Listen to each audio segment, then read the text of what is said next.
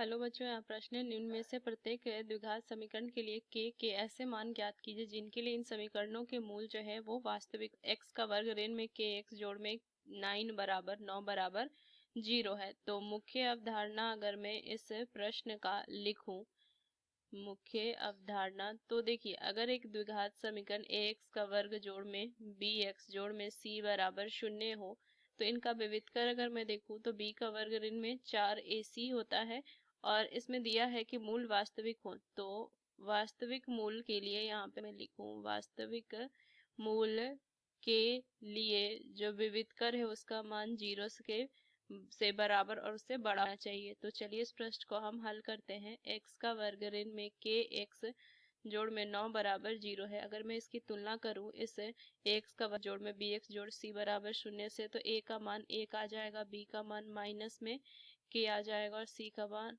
9 आ जाएगा। तो अगर मैं d ज्ञात करूं तो k का वर्ग ऋण में 4 गुना 9, तो यहाँ से हो जाएगा d बराबर में k का वर्ग ऋण में 36, ये लिख सकती हूँ मैं।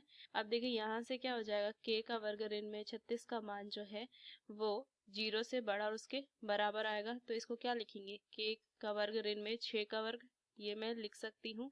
अब देखिए यहाँ से मान k जोड़ में 6 गुना में k ऋण में 6, ये मैं लिख सकती हूँ इसका मान, क्योंकि हमने पढ़ा था a का वर्ग ऋण में b का वर्ग हो तो a प्लस बी गुना a माइनस b। अब देखिए k जोड़ 6 k ऋण 6, इसका मान 0 से बड़ा उसके बराबर है। तो अगर इसको संख्या रेखा पर दर्शाऊं तो ये हो जाएगा माइनस में इन्फिनिटी और प्लस में इन्फिनिटी हो जाएगा।